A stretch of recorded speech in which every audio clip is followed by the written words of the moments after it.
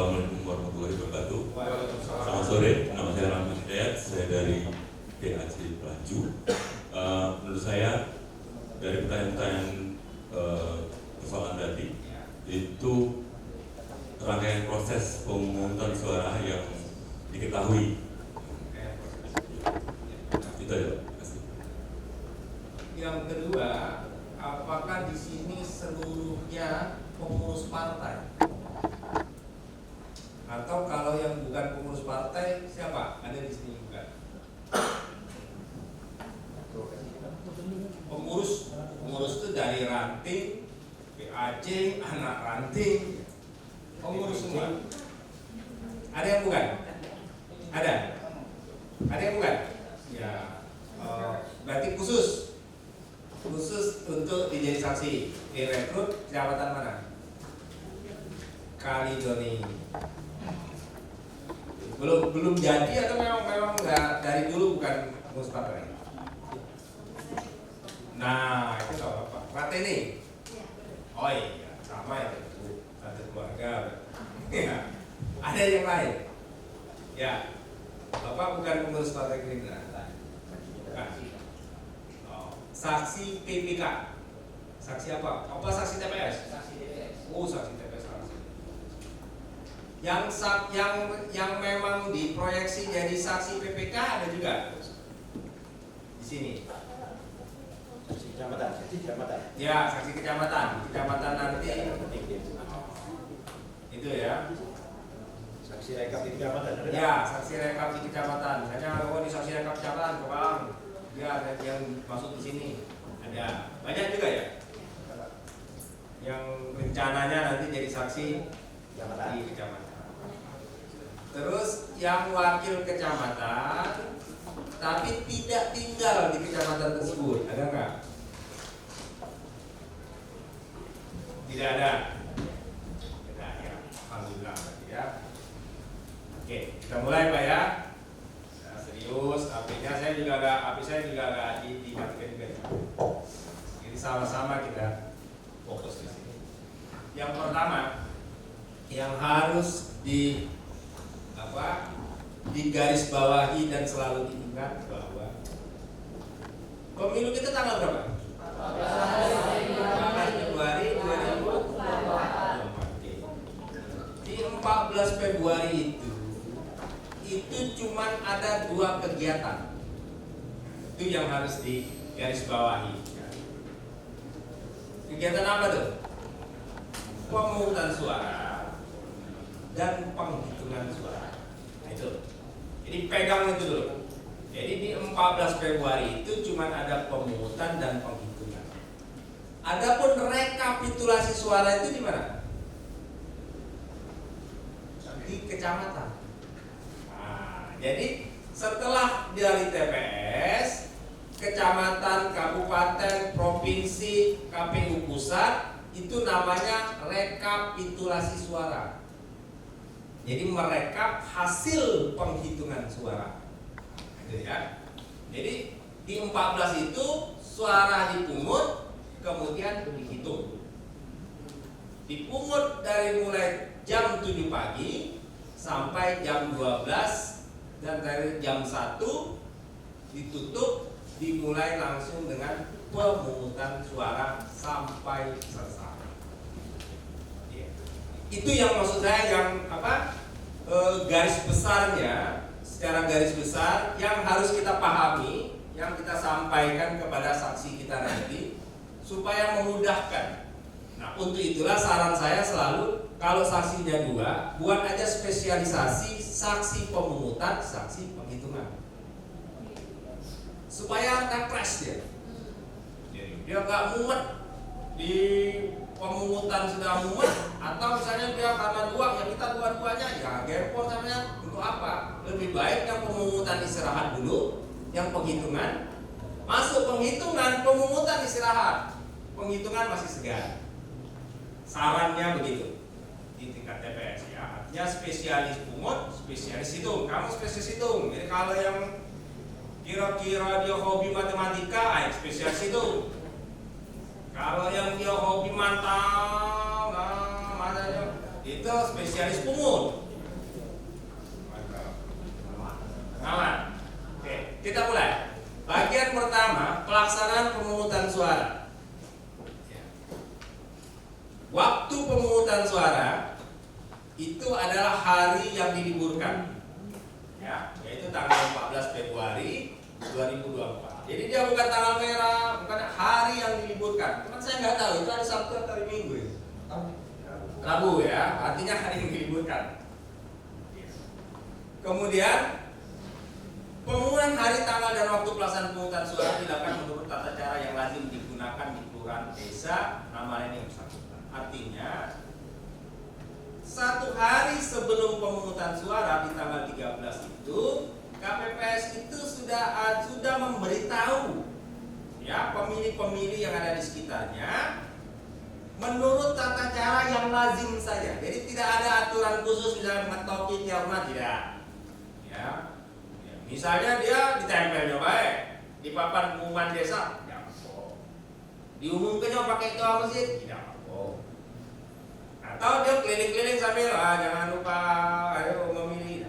Itu ya, artinya tidak ada aturan khusus bagaimana itu diumumkan. Karena apa? Karena memang pemilu itu biasanya masif di televisi-televisi. Artinya jarang sekali orang tidak tahu bahwa besok pemungutan suara. Kalau yang tidak tahu itu sudah kelewatan sebenarnya itu, Pak. Oh iya besok ini pemilu. Nah, itu anunya itu. Selanjutnya, waktu pemungutan suara di TPS itu dilaksanakan mulai pukul 7 sampai dengan pukul 12. Tapi ketika sampai dengan pukul 12 itu ada yang belum mencoblos tapi sudah terdaftar, maka dia ditunggu, tetap diteruskan, ya, tetap diteruskan. Tapi tidak ada boleh lagi yang mendaftar kalau dia sudah Bapak Ibu sekalian nggak usah mencatat menurut saya. Nanti kita kasih ini. Ya, seluruhnya ada di sini. Tapi kalaupun ada yang mencatat yang agak penting ya terserah. Tapi seluruhnya ada di sini nanti. Lebih baik perhatikan dan siapkan pertanyaan-pertanyaan yang kemungkinan atau punya pengalaman di TPS terjadi. Ya, kita lanjutkan. Dari pemungutan suara itu dibagi lagi menjadi 3 kegiatan. Yang pertama namanya persiapan pemungutan suara, ya. Kegiatan sebelum rapat pemungutan suara. Kemudian rapat pemungutan suara. Yang keempat pemungutan suara. Jadi ada 4. Ya. Jadi apa yang dilakukan sebelum pemungutan suara itu? Salah satunya TPS.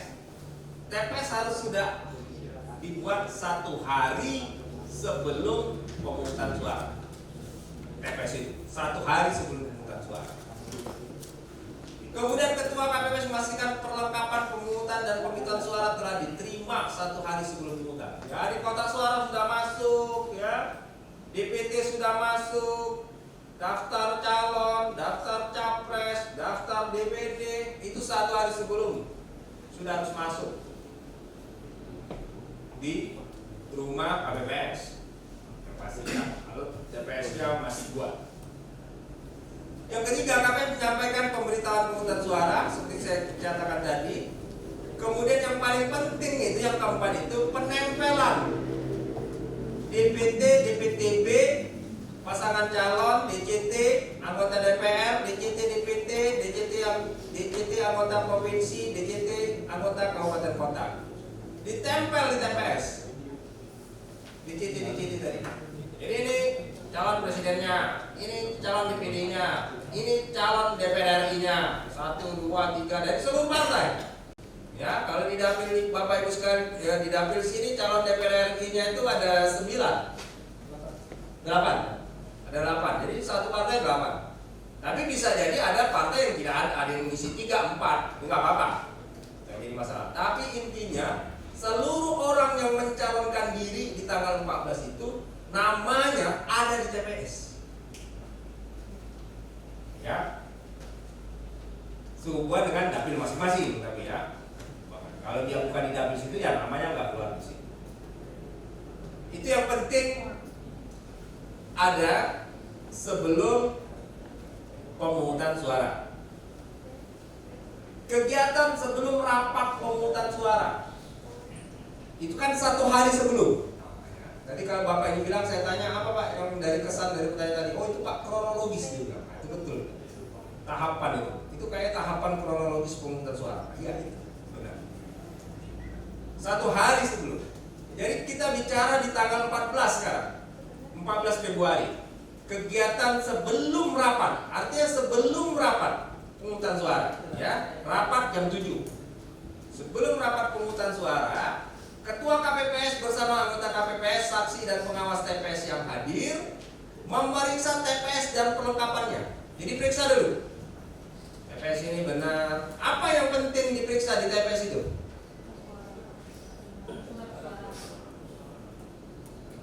Lokasi bilik suara itu tidak boleh membelakangi yang bisa dilihat orang.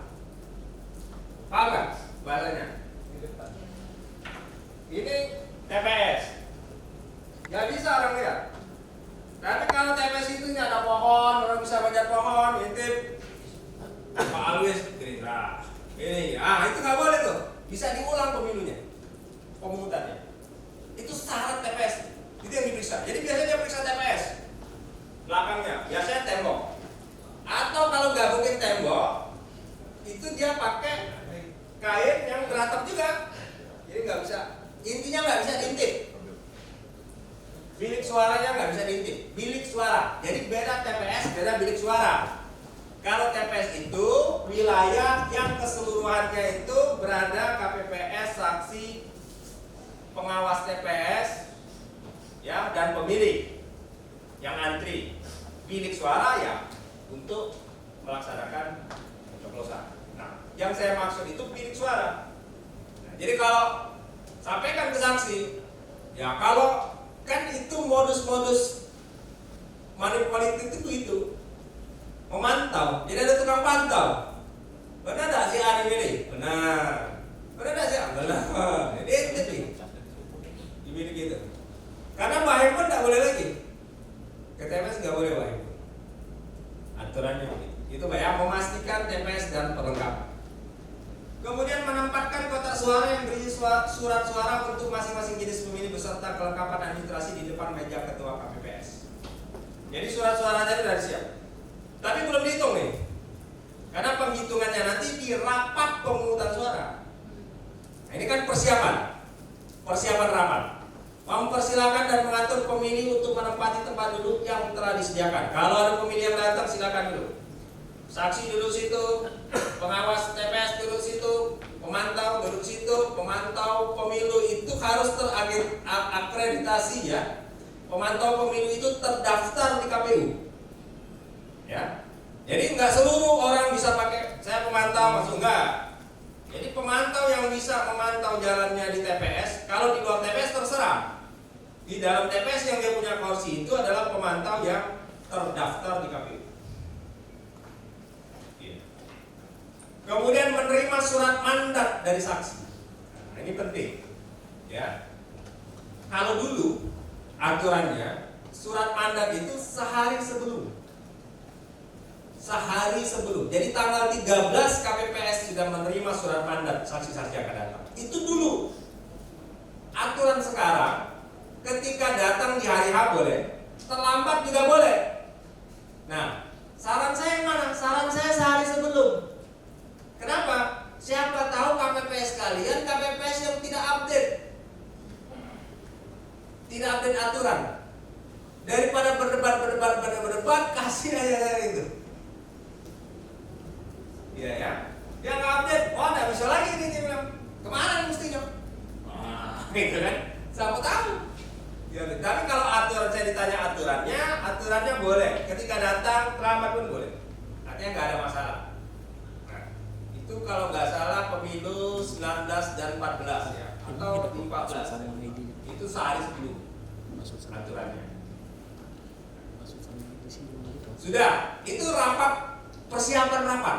Nah, jadi persiapan pemungutan suara yang tadi, persiapan sehari sebelum, ketika masuk hari H14 itu namanya persiapan rapat.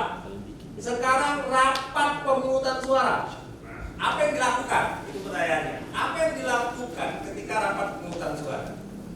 Yang pertama, jika saksi pemilih dan pengawas TPS belum ada yang hadir, ya, jam 7 tadi belum ada yang hadir, artinya kan persiapan rapat sudah, sekarang tinggal pelaksanaan rapat jam 7. Maka rapat pemungutan suara ditunda 30 menit. 30 menit. Artinya sampai jam 7.30. Kalau sampai jam 7.30 belum datang juga, katakanlah yang belum datang saksi atau seluruh lah, artinya yang belum datang saksi, pemantau pemilu, pengawas TPS, pemilih belum ada, cuman KPPS yang ada, rapat dilaksanakan. Tetap dilaksanakan. Nah, sekarang kalau itu terjadi, itu ruginya rugi besar. Itu sampaikan kepada saksinya, jangan sampai KPPS melakukan rapat pemungutan suara, tidak ada saksi yang datang. Itu ngocok dewek dan tak dewek itu. Karena apa? Karena dalam rapat itu dia membuka perlengkapan pemungutan suara. Bayangin, suara dihitung. Nah, modus-modus yang terjadi itu, ketika itu tidak ada yang ada, disitulah sudah dimasukkan tuh kertas suara. Jadi pas dihitung nanti nggak ada bukti. Nah itu rugi. Jangan sampai saksi kita tidak datang jam 7. Itu saya bilang bagi dua supaya efektif. Kau seksi penghitungan karena kau banyak siang. Yang membangunnya pagi seksi pemungutan. Nah kalau jam 7 itu kita saksikan, susah dia.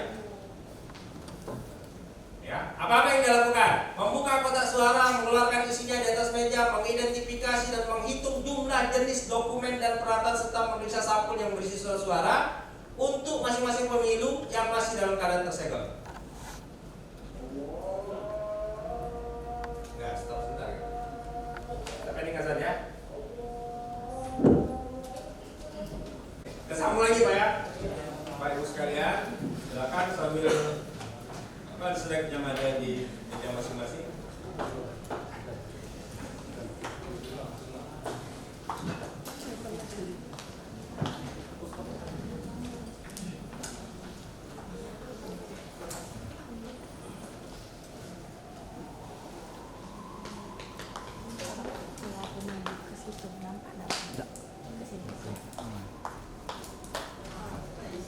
Kita masuk di membuka kotak suara, ya, mengeluarkan isi di atas meja, mengidentifikasi, menghitung jumlah setiap jenis dokumen dan peralatan serta meriksa sampul dan berisi surat suara untuk masing-masing jenis pemilih yang dalam keadaan disegel. Kemudian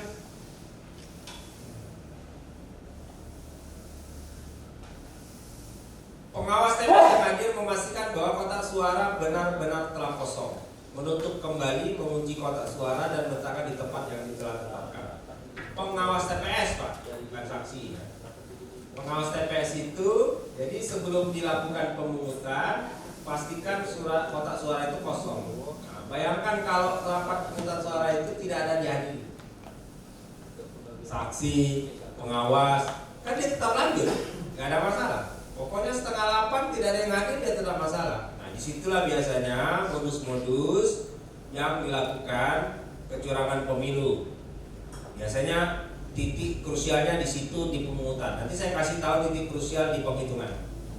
Ya, artinya memasukkan kertas suara yang sudah dicoblos itu saatnya. Ada juga yang malam. Tapi kan kalau dia memasukkan malam, kalau kita datang jam 7, kita ketahuan kan kosong lagi kotak itu. Artinya, nah itu pentingnya datang jam 7. Jadi pastikan saksi Anda yang akan dilatih nanti datang jam 7. Sebelum jam 7 itu sudah harus datang. Artinya ikuti rapat pemungutan suara. Jangan pernah nggak ikut rapat pemungutan suara, karena disitulah penentuan sebenarnya. Itu jumlah kertas suara dan lain-lain cadangan di seluruh. Kalau dia sudah kosong, baru menghitung dan memeriksa seluruh. Artinya kan kertas kotak tadi sudah kosong kan sudah dikunci. Baru kertas suara dihitung, termasuk surat suara cadangan 2%. Jadi kalau DPT itu 100, surat cadangannya berapa? 2%. 2. Ya, 2%. Bukan 25%. 2% ya. Dari jumlah pemilih yang tercantum dalam DPT untuk masing-masing jenis pemilu. Jadi yang dilihat itu DPT. Jadi daftar pemilih itu nanti ada 2 di situ. DPT dan DPTB. DPTB. Daftar pemilih tambahan. Daftar pemilih tetap. Nah, kertas suara mengacu kemana? Mengacu ke DPT. Jadi misalnya nanti DPT-nya 100, DPTB-nya 20. Kertas suaranya berapa? 102. Bukan 122. 102. Karena 100 dia untuk DPT, 2% untuk cadangan. Jadi DPTB kan itu. Jadi asumsi mereka DPTB itu digunakan kalau ada sisa suara. Untuk itulah DPTB itu biasanya nanti terakhir dia pilih. Yang di DPTB itu terakhir 1 jam sebelum pemilihan ditutup. Itu ya. Jadi jangan salah di rapat keputusan. Jadi jangan ngotot, Pak itu DPTB-nya 20, DPT 100. Ngapa surat suaranya 100? Kurang ini. Itu yang tidak ngerti itu namanya. Kemudian memberikan penjelasan kepada pemilih, saksi dan pengawas TPS mengenai kalau udah datang nih, pemilih sudah datang dan jumlah surat suara yang diterima, dia harus tahu. Jumlah surat suara kita 100, DPT kita 100, ini kita 100, pas. Itu harus diumumkan. Bayangkan kalau kita nggak ikut, bahaya benar kan? Nggak ikut rapat pemungutan suara itu. Tata cara pemilihan suara, pemberian, pencoblosan itu dia terangkan. Tata cara penyampaian keberatan oleh saksi, pengawas TPS, pemantau pemilu atau warga masyarakat pemilih, dan tata cara pemantauan oleh pemantau pemilu. Itu yang penting yang saya highlight. Warna kuning, ya, saya stabilo warna kuning itu penting. Yang pertama itu surat cadangan, yang kedua penyampaian keberatan. Jadi gini, biasanya jarang saksi yang tahu bahwa di setiap TPS itu ada dokumen yang namanya lembar keberatan saksi. Padahal itu penting. Lembar keberatan saksi itu dokumennya, bentuknya itu dokumen biasa, lembar keberatan saksi bergaris-garis seperti folio, bawahnya ada tanda tangan KPPS. Kalau ada keberatan, kita tulis di dokumen itu 1, 2, 3, 4 keberatan-keberatan yang intinya pelaksanaan yang tidak sesuai dengan tata cara yang sudah diatur. Karena apa? Karena kalau nanti itu tidak dituliskan di keberatan, kalian komplain ke PPK, itu nggak dilayani. Karena dianggap di TPS itu tidak ada masalah. Jadi biasanya kalau KPPS-nya pinter itu dia sembunyiin tuh kertas itu, dia nggak kasih tahu. Ya, dia simpan. Terakhir itu kertas harus ditulis apa tulisannya? Ini kalau kertas keberatan tuh biasanya nihil. Jadi kertas itu ditulis nihil. Kalau udah nihil di PPK, TPS itu nggak ada masalah dia. Ya. Jadi kalau ada masalah minta keberatan. Nah, gimana tata caranya? Kalau KPPS tidak membenarkan proses yang salah itu, maka keberatan itu akan kita pegang. Dia harus tanda tangan. Kita persoalkan ke PPK nanti. Bisa diulang di situ. Bisa dipungut ulang atau dihitung ulang prosesnya. Tapi kalau nggak ada itu nggak ada. Itu pentingnya. Malah kalau saya biasanya bimbingan saksi, saya bilang kalau kalian saksi langsung, kalau di situ TPS kita kalah, ambil keberatan, kita buat apapun untuk bisa komplain ke PPK. Kalau saya biasanya, kalau saya ketemu dengan, kan saya ada juga sih kalau pendidikan saksi yang langsung ya, face to face dengan saksi TPS. Kalau di situ kita menang, TPS cepat-cepat minta keberatan buat nihil. Gitu. Jadi tetap diambil. Menang kalau kalah diambil, kalau ada masalah tulis, kalau nggak ada masalah nihil. Karena kalau di PPK nanti ada kompetitor partai lain yang mempersoalkan ada persoalan, kita keluarkan nihil. Nggak ada. Itu ya. Dan Bapak Ibu jangan salah, kertas selembar nihil itu bisa jadi bukti sampai ke Mahkamah Konstitusi bahwa di TPS itu salah, ada yang salah. Jadi kalau kita persoalkan itu sampai ke Mahkamah Konstitusi, Mahkamah cuma ngomong, ini ada bukti keberatan nggak? KPPS-nya lewat KPU bilang nggak ada Pak, yang ada nihil, sudah lewat. Salah sendiri, ya harus paham, pahami kertas keberatan saksi. Itu penting, itu beberapa hal yang penting. Sekarang kita masuk ke syarat sah sebagai pemilih. Oke, ya. Jadi rapat pemilihan sudah kan, rapat pemungutan sudah. Suara sudah dihitung, kotak suara sudah kosong dipastikan.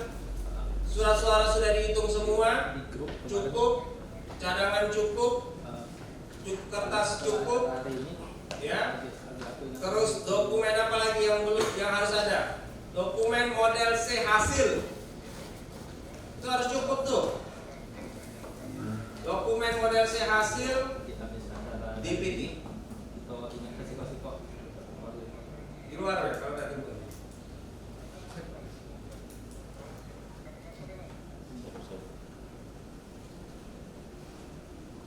Ya, jadi DPT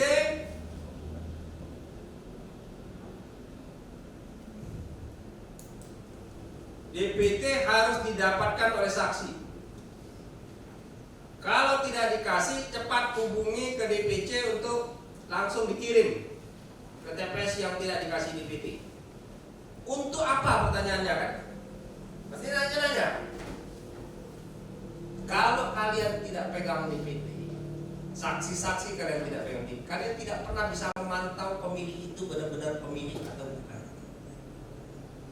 Yang kedua, kalian tidak bisa memantau berapa yang memilih, berapa yang tidak memilih.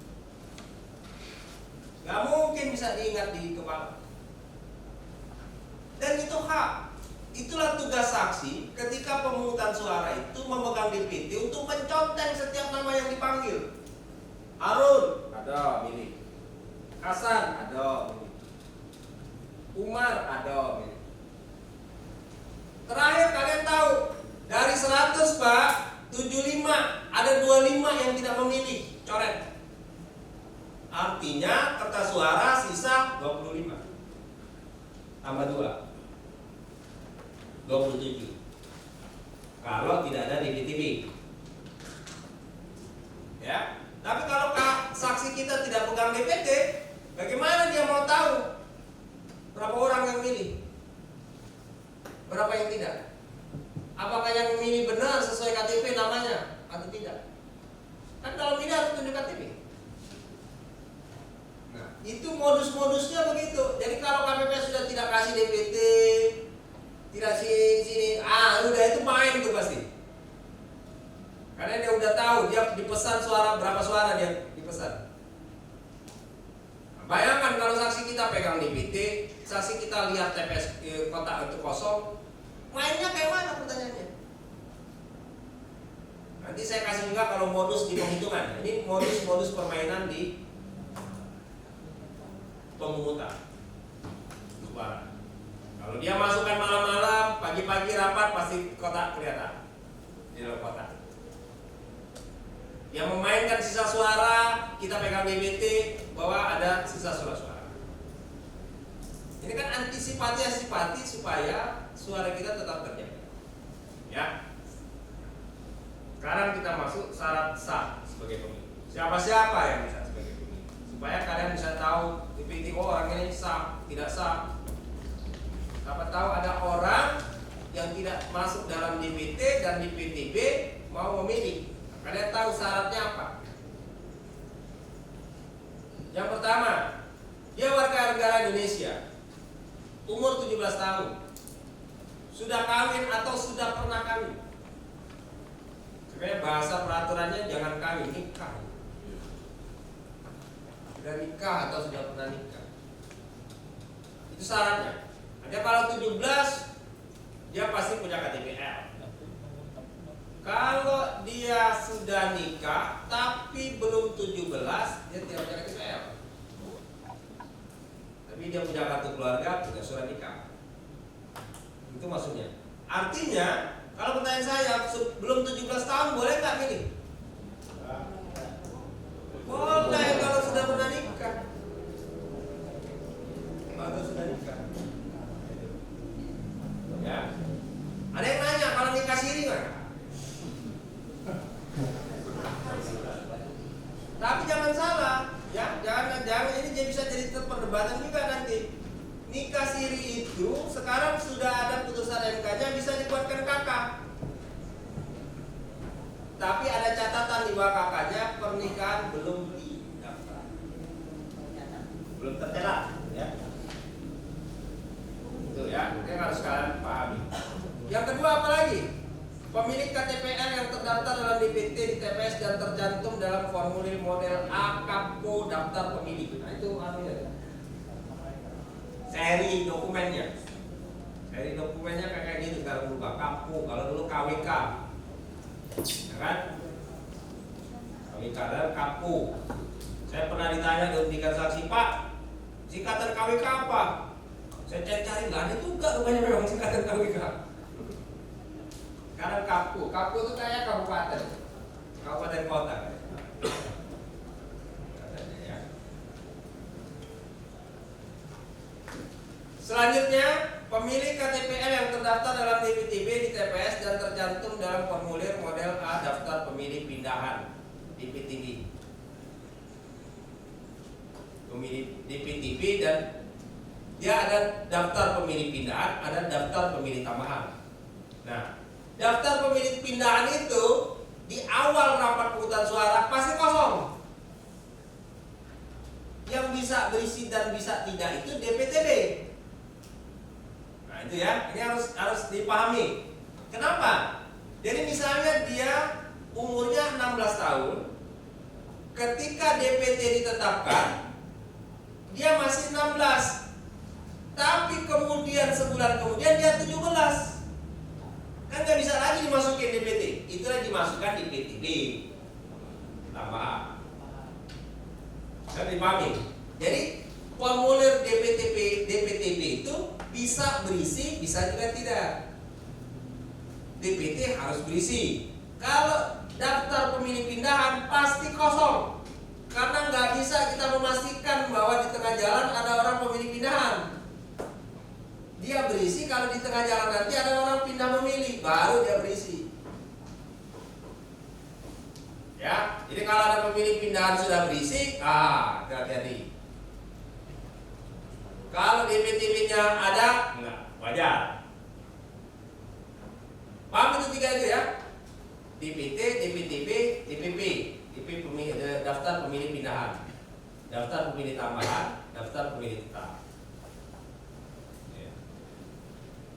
Kemudian pemilik KTPL atau penduduk yang tidak terdaftar dalam DPT, tidak terdaftar dalam DPTB, tetapi memenuhi syarat untuk menggunakan hak pilihnya, dicatat oleh KPPS dalam daftar hadir di TPS. Itulah yang dimasukkan dalam pemilih pindahan. Ya. Jadi dia tuh ada dua, pindahan atau bukan pindahan. Beda lagi tambahan. Kalau tambahan dia didaftar di awal. Nah, kalau dia bukan pindahan, dia dimasukkan di berita acara. Contohnya gini, pindahan itu. Saya penduduk dapil ini, tapi saya tidak terdaftar. Ya nggak tahu lah, karena kan ya teknis lah ya, tidak tercoklik dan lain-lain, mungkin nggak datang. tapi KTP saya ini benar di TPS ini. Kalau pindahan kan dia beda TPS, beda kota, beda provinsi atau beda negara. Nah, kalau yang terakhir ini, dia pemilik KTP atau penduduk yang tidak terdaftar di DPT, DPTB, tetapi memenuhi syarat untuk menggunakan hak pilihnya dicatat oleh KPPS dalam daftar pemilih, dicatat di dalam daftar pemilih. Beda dengan pindahan. Kalau pindahan, dia tidak berhak memilih di TPS itu. Artinya dia ini terdaftar KTP-nya di kelurahan dan RT di mana TPS itu, tapi tidak terdaftar, terselip. Paham nggak usahaku? Belum aku anu. Dokumen-dokumen di TPS itu. Lanjut ya. KPPS melaksanakan pemungutan suara. Oke. Selesai. Rapat selesai kan? Rapat selesai, ciri-ciri syarat-syarat pemilih selesai. Sekarang kita masuk ke pelaksanaan pemungutan suara. Apa yang dilakukan KPPS di awal di awal pemungutan suara? Dia menandatangani surat suara. Ya. Jadi surat suara itu ditekan panggil si A, si B berdasarkan daftar aset. Ya ini dimatikan aja. Nah, yang belakang nggak apa-apa. Biar. Ya. Jadi surat suara yang tidak ditandatangani KPPS tidak sah. Jadi sebelum dia membagikan kepada pemilih, dia tanda tangan surat suara. Memanggil pemilih untuk memberikan suara berdasarkan urutan kehadiran. Jadi pemilih yang datang itu siapa yang duluan masuk daftar. Di daftar absen itu ada nomor. Masuk daftar nomor, masuk daftar nomor. Nah, KPPS memanggil berdasarkan absen itu. Ya, jadi artinya di dalam DPT bisa acak. Paham ya? Jadi jangan pening pala, udahlah DPT ini. Pala aku pening, kali. Ya mungkin acak karena orang yang datang nggak mungkin berdasarkan daftar DPT itu. Disitulah pentingnya saksi. Itu pentingnya kenapa Gerindra meminta membentuk saksi secepat mungkin. Kenapa? Tahu nggak rahasianya? Kalau dari ujung-ujung kita milih saksi, kita dapat residu, sisa-sisa. Dalam satu desa, ya, katakanlah dalam satu desa itu ada 4 TPS. 4 TPS. Dalam satu TPS itu, ya, artinya ada 10 peserta. Kali 2 ada 20. Kali 4 ada 80. Ada 80 orang yang terpilih di desa itu. Kita duluan pilihnya. Jadi kita nggak dapat residu. Jadi kalau di ujung-ujung nanti dapat residu, untung banyak kacau. Pokoknya mah kamu tuh duduk baik. Sudah. Untuk aku kalau itu. Tak ada bunuh. Aku yang beliau tugas aku duduk baik. Sampai hasil lagi. Sudah. Residu, dapat sisa. Nah itu ya, jadi pikirkan. Jadi satu desa itu mendapatkan orang yang punya kapabilitas untuk menjadi saksi di TPS. Sebagaimana yang kita uraikan ini, 80 itu rumit. Tapi bukan melemahkan Republik ini saya, rumit. Kalau 5-10 masih ragu, yakin. Benar tak? Tapi Gerindra sekarang sudah 100%. Artinya saksi-saksi yang diikut hari ini saksi-saksi terpilih, bukan saksi-saksi residu, saksi-saksi sisa dari partai lain. Itu tadi, wah ada kata anu tadi. Ya, itulah perlu dididik.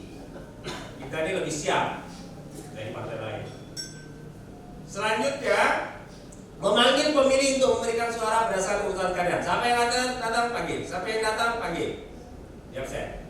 Memberikan 5 jenis surat suara kepada pemilih dalam keadaan baik, tidak rusak, serta dalam keadaan terlipat. 5 jenis. Pilpres, DPD, RI, Provinsi, Kabupaten. 5 kota.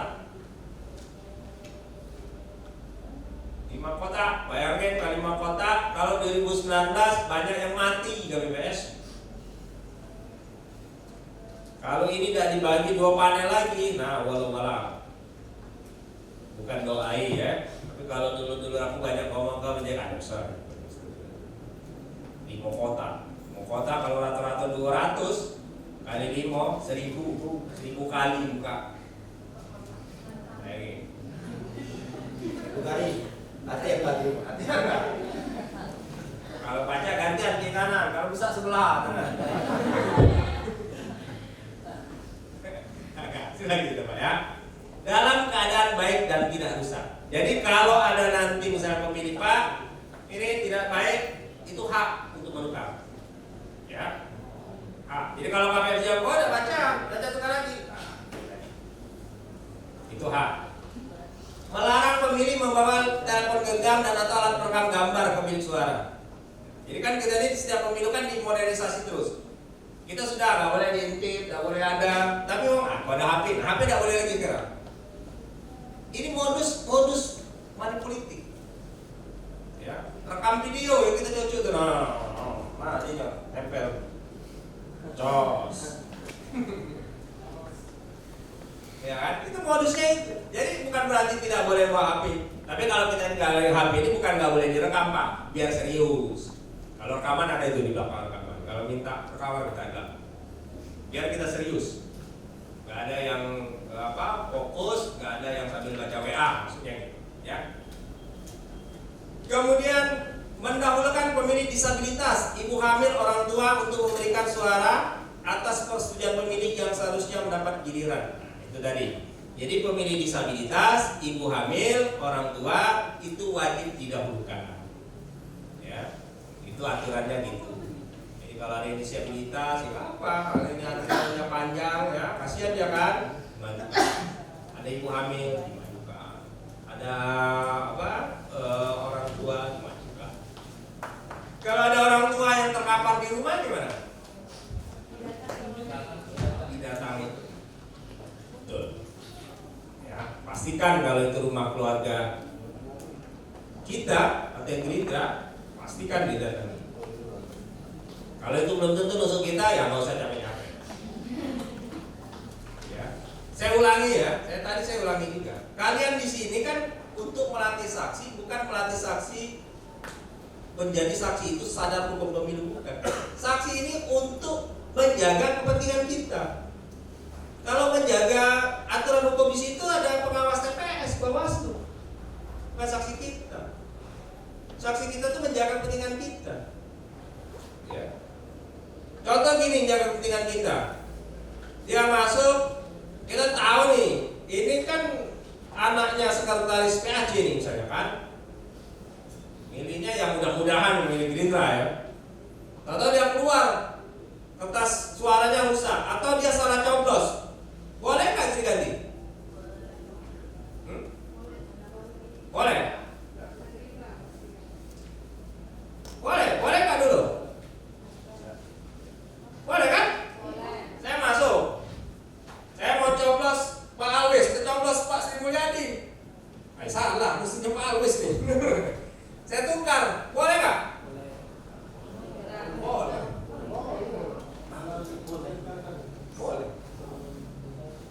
Yang penting belum masuk kotak. Kalau masuk kotak nggak milih 2 kali. Boleh. Nah, jadi biasanya kasusnya ada 2 hal.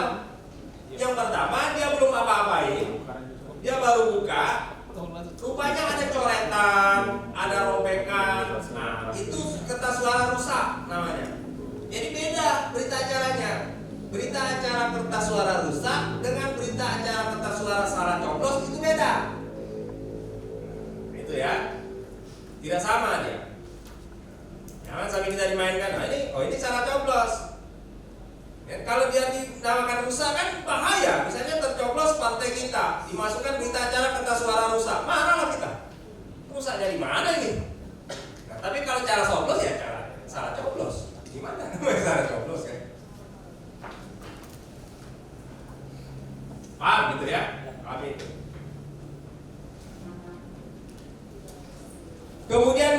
surat suara kepada pemilih tambahan yang terdaftar dalam formulir daftar pemilih pindahan. Ya, memberikan surat suara kepada pemilih tambahan yang terdaftar dalam formulir model daftar pemilih pindahan. Surat suara ya.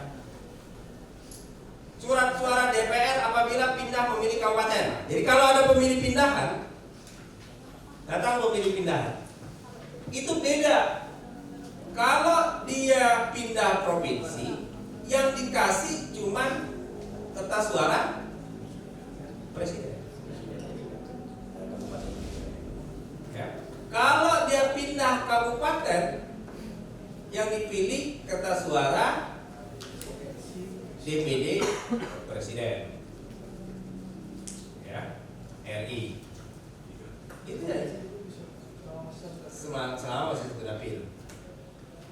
Ya. Jadi itu beda-bedanya. Jadi kalau pemilih pindahan itu tergantung pindahan dari mana. Kalau dia pindahan dari luar negeri, presiden di mana? Ya. Ya, beda-beda. Surat suara DPD apabila pindah memilih ke kabupaten kota lain dalam satu provinsi. Surat suara pasangan calon apabila pindah memilih ke provinsi lain atau pindah memilih ke suatu negara. Surat suara DPD provinsi apabila pindah memilih kabupaten kota lain dalam provinsi di dapilnya. Dan surat suara DPD kabupaten kota apabila pindah memilih ke kecamatan lain dalam kabupaten kota di dapilnya. Jadi nanti ada semua, nggak usah catat ya. Nanti dikasih materinya dikasih. Selesai, kita masuk ke tata cara pencoblosan. Tadi tugas KPPS, ya beda. Tadi tugas KPPS dalam melaksanakan pemungutan. Nah sekarang kita masuk lebih detail lagi ke bilik suara. Nah, bilik, bukan TPS lagi. Tata cara pencoblosan ke bilik suara. Ya. Setelah menerima surat suara dari KPPS, pemilih memeriksa dan meneliti surat suara dan harus dalam keadaan baik atau tidak rusak. Ini pemilih, untuk pemilih. Itu sekedar pengetahuan kita. Apabila melihat surat suara dalam keadaan rusak atau keliru coblos, pemilih dapat meminta surat suara pengganti kepada ketua KPPS. Ketua KPPS wajib memberikan surat suara pengganti, mencatat surat suara yang rusak atau keliru coblos tersebut dalam berita acara dan hanya dilakukan 1 kali penggantian. Ya. Kalau lagi 2 kali salah coblos itu lah. Ya, cuman 1 kali itu ya dikasih. Karena kan terbatas surat suara. Surat suara itu kan cadangannya cuma 2%. Pemilih yang telah menerima surat suara kemudian sudah terima nih, jadi pastikan surat suaranya diteken oleh KPPS. Dia menuju bilik suara, dibuka surat suara di atas meja untuk dicoblos dan pastikan tidak ada tanda apa-apa. Karena surat suara itu nggak boleh ada tanda. Salah satu permainan itu yang menandai surat suara. Kalau di zaman Orde Baru dulu, ya, pemilih itu pakai absen. Sama kayak sekarang absen. Tapi ketika dikasih suara kertas suara itu dikasih nomor berdasarkan absen. Nah, kira kan? Ya misalnya Pak Saman Pak. Nama siapa? Rahmat. Pak Saman nomor 3 dikasih kertas suara itu nomor 3. Jadi kalau nanti ada coblos yang lain beda bilang, ayo Pak Saman nomor 3 ya. Gitu. Ketahuan. Jangan sampai begitu. Mungkin nggak mungkin aja KPPS-nya main kayak gitu, tapi tidak sekasar dinomorin. Iya, ditandai. Akhirnya Pak Sarman. Ada konsisten nggak Pak Sarman? Dia terima.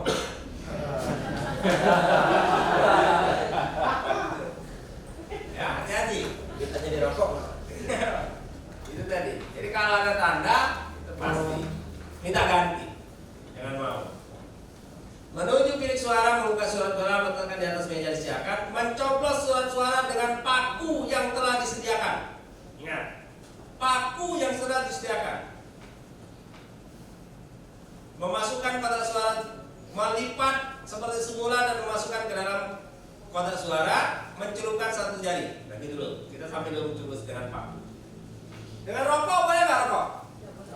Sah tidak? Jadi kalau dia dicoblos dengan tidak menggunakan alat yang disediakan tidak sah. Ini juga modus juga. Jadi orang ini belajar menyempurnakan bagaimana money politik itu. Tapi bandit-bandit money politik ini semakin canggih. Kalau dulu zaman 2004 saya kebetulan tim Mega Hasim. Itu matanya Mega tuh. Jadi kalau kita habis pemilihan jam 1 jam 2 itu mulai tuh Pak duit Pak dapat berapa matanya Mega? 1, 2, 3, 4, 10 ya Pak, jadi dirobek. Jadi gini kan? Gini. Nah, untuk itulah dibuat aturan ini pakai waktu. Supaya apa? Supaya sama. Gak ada. Kalau caleg, kalau dulu nomor Pak ya, nomor 2 atau nomor 5 nya itu cek 5 ya. Modusnya contreng kan, contreng itu kan untuk menghindari ini juga dulu, supaya nggak berhasil juga. Itu saya bilang tadi, memang yang namanya bandit itu Pak selalu satu langkah dari lebih hebat daripada polisi. Jadi itu gitu. Nah, ini ada hubungan dengan statement saya tadi bahwa saksi yang akan kita siapkan oleh Bapak Ibu akan dilatih oleh Bapak Ibu sekalian itu adalah saksi yang menjaga kepentingan kita, bukan saksi yang menjaga proses hukum di TPS. Itu Bawaslu. Jadi kalau nanti muncul misalnya Pak Prabowo dicoblos pakai rokok, sah atau tidak?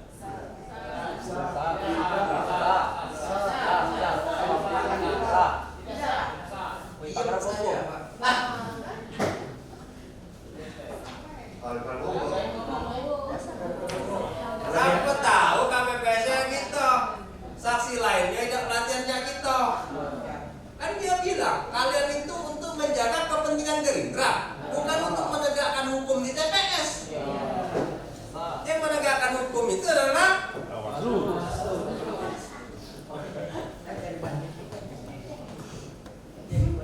kamar itu cara.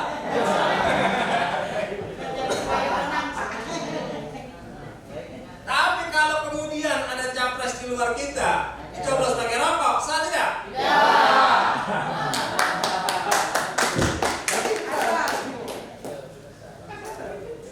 Ini serius Pak, kayak main-main. Itu saya bilang tadi, kalian itu untuk menjaga kepentingan, bukan untuk menegakkan hukum. Tapi untuk menjaga kepentingan itu harus paham hukum, harus paham aturan. Ya, ingat, pakai alat yang disediakan. Ya, pakai alat yang disediakan. Jadi jangan coba-coba yang lain menyatakan itu sah. Tidak sah. Jangan pula kita ngotot, yang lain ngerti, nah jadi jangan saksi Gerindra ini. Itulah diem baik. Ini kriteria. Kan kita tidak dalam kapasitas ditanya ini sah atau tidak. Ya, paham ya itu ya? Melipat dan memasukkan ke dalam kotak suara, mencelupkan salah satu jari ke dalam botol tinta. Nah, kalau aturannya hingga mengenai seluruh bagian tubuh. Tapi kan yang hal-hal semacam ini tidak terlalu penting, ya udah. Artinya kita yang penting-penting saya kita pantau ya. Asal dia ada kan orang yang nggak mau kena kuku karena nanti mandi wajibnya nggak sah gitu kan. Jadi dia di sini saja ada. Karena yang buat aturan ini memang nggak ngerti kan. Kalau umat Islam itu kan kalau dia sampai di kuku kan agak susah. Nah itu nggak penting. Kegiatan pemungutan suara selesai. Nah, selesai Pak, satu bagian kan? Sudah, cara pemungutan dan ini. Apa yang dilakukan? 1 jam sebelum waktu pemberian suara selesai, Ketua KPPS mengumumkan bahwa pemilih yang tidak terdaftar dalam DPT dan DPTB diberi kesempatan untuk memberikan suara dan didaftarkan ke dalam DPK dengan memberi kesempatan lebih dahulu kepada pemilih yang terdaftar dalam DPT dan DPTB. Ya, artinya pemilih-pemilih yang saya bilang tadi yang tidak ada di DPT, tidak ada di DPTB, yang datang bawa KTP saja itu nggak bisa langsung 1 jam sebelum ditutup baru boleh. Maksudnya apa? Maksudnya dia tidak memakai surat suara yang haknya DPT, dia memakai surat suara sisa. Gitu. 2%. Bukan sisa. Termasuk 2%. Jadi misalnya 100 dipakai 75, yang 25 tadi. Karena yang punya hak harus didahulukan itu yang DPT. Nah, tapi kalau yang di DPTB itu tidak hadir, ya itulah yang diperuntukkan.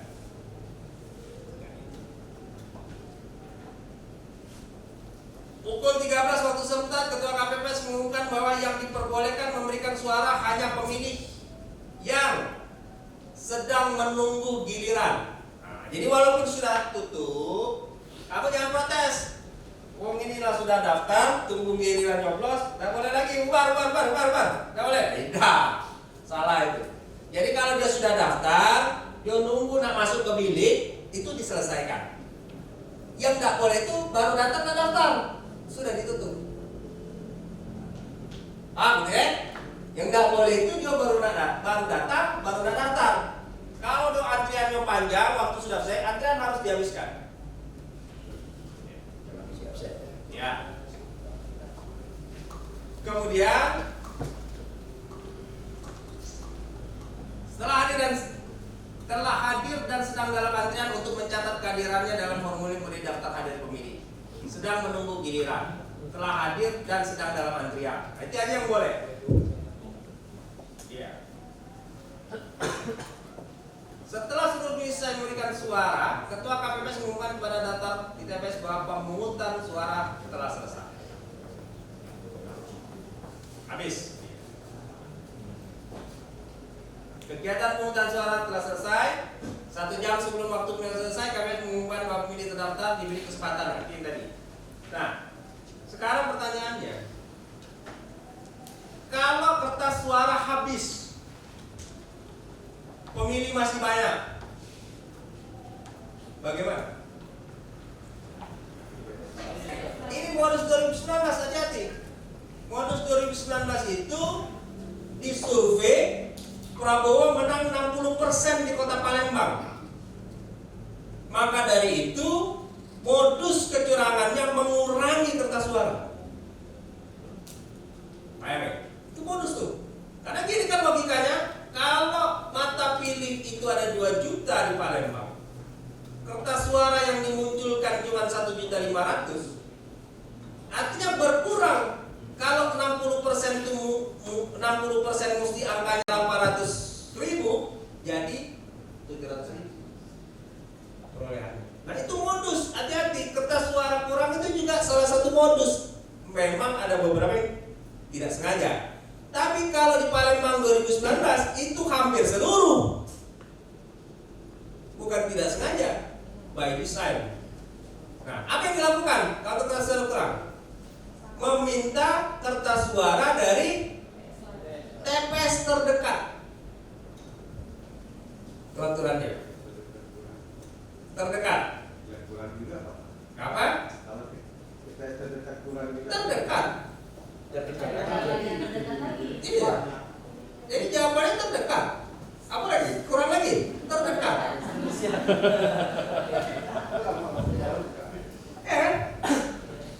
Kamu bilang TPS 1 Pak, TPS 2 kurang, terdekat, TPS 3 kurang juga Pak, TPS 4 kurang lagi. Jangankan kurang lagi, kalau di desa itu cuma 1 TPS, dia minta ke desa lainnya. Itu aturan. Ya, dengan berkoordinasi dengan PPS. Jadi jangankan 1 desa itu 5-6 TPS, cuma 1 TPS di desa itu, dia boleh minta bantuan ke desa lain.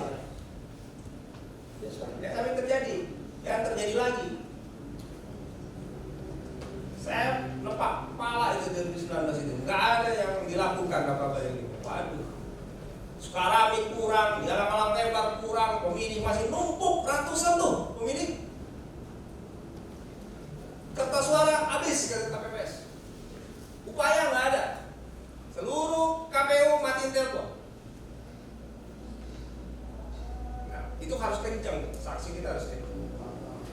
Artinya kalau itu terjadi, kalau perlu kita jadikan ini masukkan di lembar keberatan supaya di TPS itu diulang pemungutan suara. Jadi mana-mana, nggak ada yang bawa keberatan, nggak ada yang itu antisipasi. Nah, sebelum kita masuk ke penghitungan, ya, itu sesi kedua tuh penghitungan. Ada pertanyaan, silakan. Belum kita istirahat saat. Ada pertanyaan? Pemungutan. Silakan Bapak Ibu. Kalau pas kita masuk ke penghitungan, bagikan. Kita masuk ke seri pertanyaan-pertanyaan tentang penghitungan suara. Coba refresh lagi. Ya Pak ya.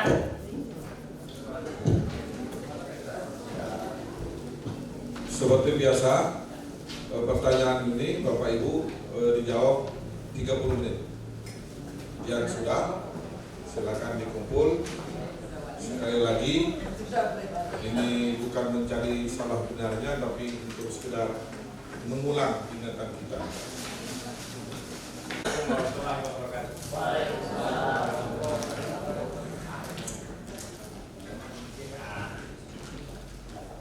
Dari pertanyaan tadi, apa yang tergambar?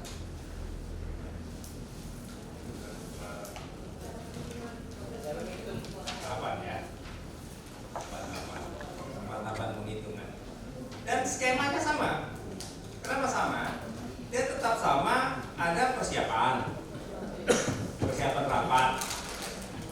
rapat, kemudian penghitungan. Dan lebih pendek daripada pemungutan. Kalau pemungutan itu banyak tahapannya. Jadi ada persiapan rapat dengan pemungutan. Ya. Di kata-kata yang pertanyaan proses juga.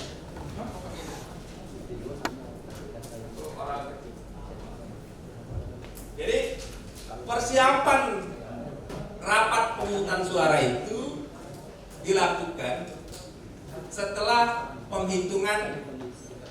pemungutan selesai penghitungan.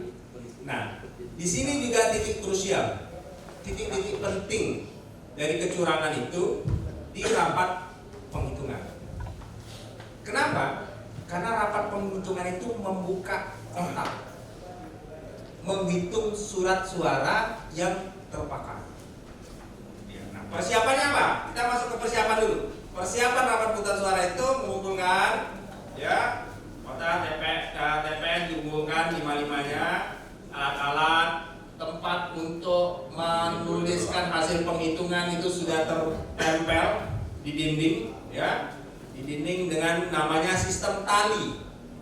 Kalau Bapak Ibu sekalian tidak familiar, sistem tali itu sistem yang garis-garis 4 tarik 5. Itu namanya sistem tali. Ya, jadi kan kita nih angka itu ada Romawi, sistem Romawi dia 111. Kalau 1, 2, 3 itu sistem Arab, gitu ya. Itu bahasa aja tuh, bahasa resmi, bukan saya. Ya kalau 1, 2, 3, 4 itu Arab. Romawi 1, 2 yang V itu Romawi. Nah kalau 1, 1, 1, 4 garis itu sistem tali.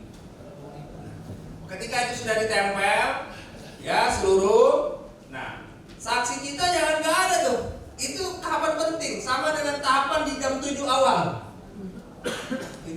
Itu saya bilang tadi, saksinya wanti-wanti bagi aja kayak gitu.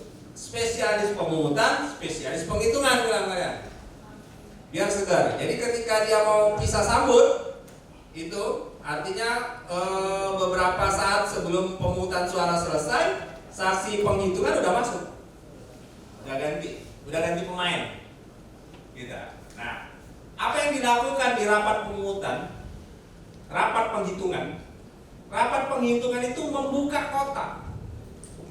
5 kotak itu dibuka, suaranya dihitung. 1, 2, 3, 4, 5, 6. Kita tadi pakai asumsi DPT 100, pengguna 75 kan? 75. Oke. Buka kota satu lagi. Sampai 5 kota itu. Sudah 75, 75, 75. Baru cek DPT. Nah, itu tadi gunanya pegang DPT. Saksi megang DPT itu gunanya untuk mencocokkan. Kalau DPT yang digunakan oleh saksi misalnya 65, ngapain kok 75? Kan 65 yang milih yang datang. 10-nya muncul dari mana? Nah, mungkin saksi kita nggak datang di pagi tadi kan? Atau saksi kita ngilang di antara isoma itu. Itu salah satu penting tuh. Istirahat sholat makan. Sangat penting tuh. Jadi kalau dia mau masukin situ dia ceplok, masukinnya. Sisa suara tadi. Nah, itulah tadi tanda-tanda awalnya ketika DPT tidak dipegang. DPT. Itulah kalau nanti saksinya kan Bapak Ibu sekalian kan kontrol juga saksi nanti kan. Kalau saksinya nggak ada itu drop. Minta itu di DPC standby. Ya, DPT. Di DPC Palembang itu punya DPT sesumsel. Lengkap. Per TPS. Jadi tinggal sebut TPS berapa, kecamatan apa, kelurahan apa. Langsung di print. Kalau atau itu juga PDF ya, oh benar juga tuh administrasi DPC. Kalau memang nggak mungkin kan kirim PDF. Tapi kalau PDF kan dia nggak bisa verifikasi tuh. Itu kelemahannya. Kan jadi kita verifikasi kan mana yang nggak datang kan coret. Mana yang nggak datang. Nah, itu yang penting yang harus dilakukan ketika rapat pemungutan suara. Nah, dari situ baru mencocokkan. Jadi 75 Pak ya. Jadi sisa kita 25. Dari sisa 25 terpakai di DPTP, terpakai 5. Ya, artinya sisa di 20. Terpakai lagi di pindahan DPPP, daftar pemilih pindahan 5, artinya 15. Artinya jumlah suara terpakai 5 tambah 5 tambah 75. 85 sisa 25 tambah 2 cadangan. Sisa 15 tambah 2 cadangan 17. Ya, sisa 17 surat-suara itu diapain? Dicoret. Itu aturannya. Disilang aturannya. Jadi dia kalau katakanlah ini ya disilang, seret. Dan tidak ada tekenan nih. Kalau ada tekenan kan artinya udah ada niat tuh KPPS. Kan dia kalau dia neken dia kasih langsung. Neken dia kasih langsung. Nah, artinya kalau dia sudah ada tekenan sisa suara ya udah ada niat. Nah, dicoret itu di sini. Pakai spidol. Itu aturan. Bukan aturan Gerindra, aturan KPU. Di PKPU, di peraturan KPU, sisa surat suara disilang. Nah, kalau sudah itu 80% bisa dianggap bukan pemungutan dan penghitungan suara di situ bisa dikategorikan sudah jujur. Baru 80%. Kalau ini tracknya sama. Artinya berjalan sesuai dengan tahapan tadi. Ya. Nah, sudah cocok semua, sudah dicoret, cocok semua angka, baru dihitung kan penghitungan. Baru dibuka satu-satu. Buka satu-satu. Nah, dibuka satu-satu itu kita baru melihat sah tidak sah. Coba sah tidak sah. Kita masuk ke surat-surat.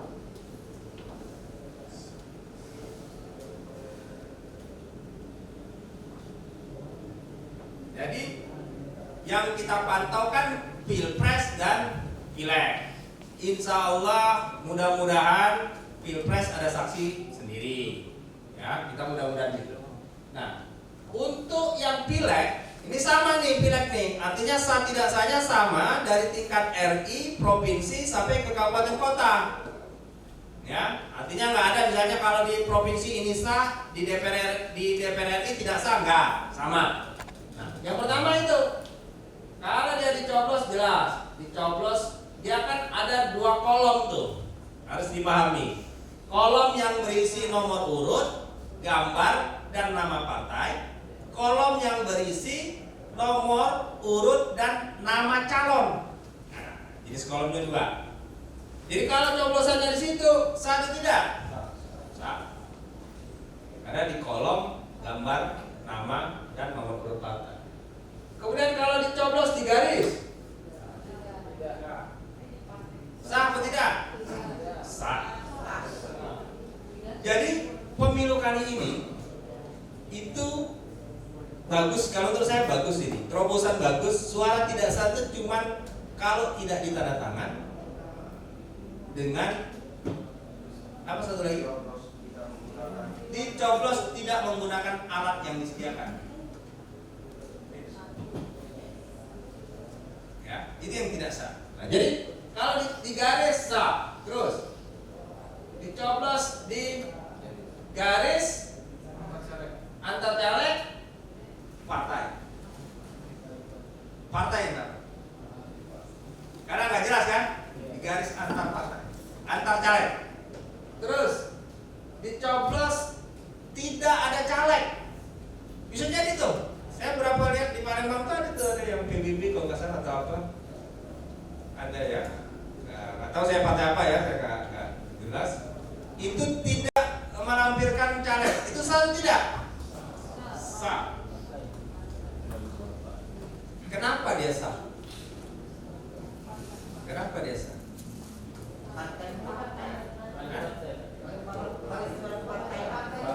Kenapa? Karena dia pemilu peserta partai politik. Pemilu itu cuma 3, perorangan yang namanya dipilih, pilpres, dan partai politik peserta. Ini pesertanya kan partai politik. Jadi kalau partainya ya sah karena dia peserta. Itu sah, dihitung suaranya. Apalagi? Terus kalau dia dicoblos lebih dari 1, sah? Sah. 50 aja sah. Jangan lebih dari 1 udah. Satu kolom. Sah. Terus di bawah sah tidak? Sah. Karena masih dalam kolom satu. Terus itu partai ya yang dapat ya sah. Nah ini salah. Yakin untuk siapa? Partai lah, bukan satu cuma. Terus sama. Untuk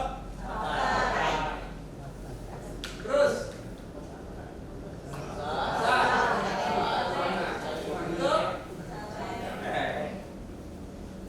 terus satu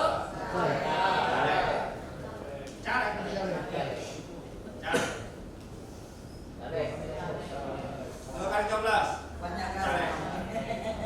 Jadi gitu ya. Jadi beberapa kali coblos yang penting dalam satu dan dicoblos sebagai paku sah. Kalau lebih dari coblosan itu tidak ada yang menjurus ke caleg atau partai, punya partai. Coblos 1 dicoblos, 2 dicoblos, 3 dicoblos, 4 dicoblos, 5 dicoblos, 6 dicoblos. Partai. Adil. Gitu ya. Habis itu. Untuk presiden. Belum. Ada lagi nggak yang pernah pengalaman di lapangan selain ini? Kalau dia nyoblos satu partai itu beda partai. Satu partai beda gimana?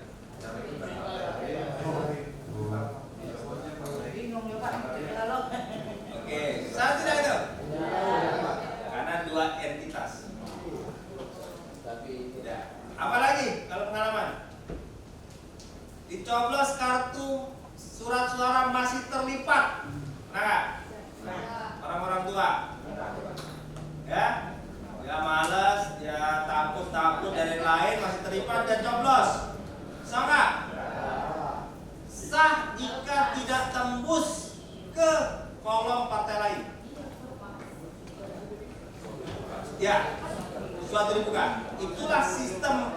pelipatannya itu berbeda. Sistem pelipatan itu untuk menghindari itu. Ya, jadi kalau dia coblos pas dibuka dia tembusnya misalnya ini ya. Misalnya dia coblos Gerindra, tembus ke sini, sah. Tapi kalau tembus ke sini enggak, tembus ke sini enggak. Untuk itulah biasanya cara melipatnya itu pasti tembus ke sini kalau dia masih dia. Tekniknya. Coblos di sini dan coblos itu masih sah. Coblos di sini kan tembusnya sini Pak. Nah ini coblos itu masih sah. Sah. Iya. Asal dia tembusnya itu tidak ke partai lain. Apa lagi? Teman-teman.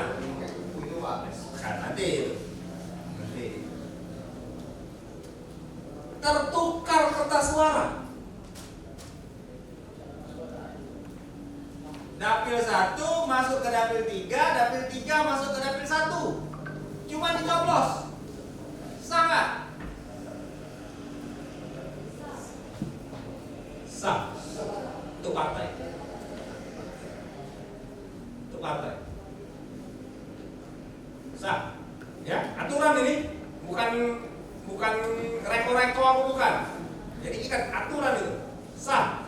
Itu partai. Banyak kejadian seperti itu. Tertukar surat suara. Jadi tertukar surat suaranya di dapil 1 dia mencoblos caleg nomor 1. Tapi caleg nomor 1 itu kan bukan di dapil itu namanya, karena caleg itu di dapil sebelah untuk partai ini. Suaranya untuk partai. Artinya yang sebelah sana juga begitu. Yang tertukar di sebelah situ juga begitu. Adil jadi kan? Partai ketukar. Terjadi itu kan? Nah, sekarang Pilpres.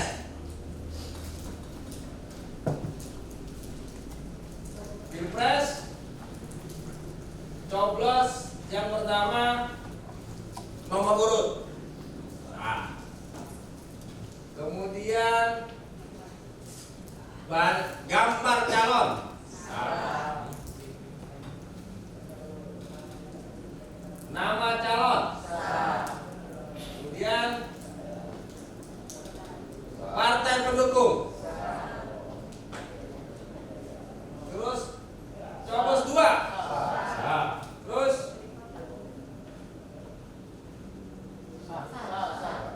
sah, garis. Terus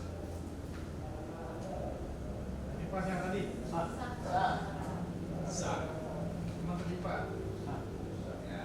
Terlipat ya. Sah. Nah, jadi kalau di Pilpres itu ingat kolomnya cuma kolom nomor urut, kolom gambar capres cawapres, kolom nama dan partai pendukung. Siapa tahu kan ada orang partai pendukung misalnya dia ialah pokoknya saya fanatiknya dengan partai saya, siapapun presidennya saya pilih partai saya. Ya sah. Bawah kan nanti banyak kan. Tahu karena dia bukan orang Gerindra misalnya ya coblos sah. Pokoknya sah. Pokoknya kalau di dalam kolom sah. Nah, sekarang kita masuk ya Pak. Bagaimana modus-modus curang dalam penghitungan suara? Yang pertama, hati-hati dengan meja KPPS.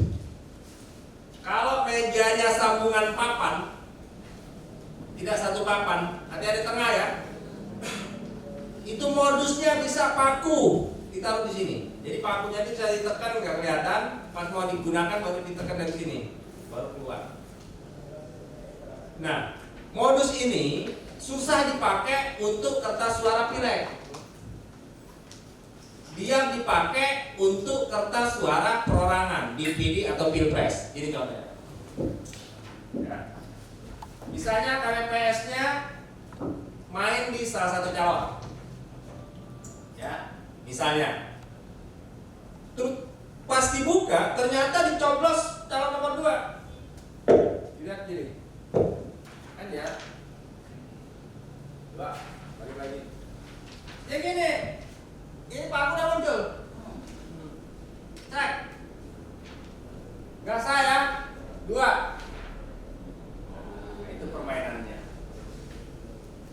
suara yang mestinya ke kita menjadi tidak sah. Itu biasa tuh, modus itu. Biasanya mejanya itu tadi, sambungan papan. Yang kedua, yang kata Bapak tadi, kelingkingnya kukunya panjang. Jadi gini, masih gini main nggak? Nah, gitu kan. Kayak gini. Ini gini. Gitu. Tidak sah.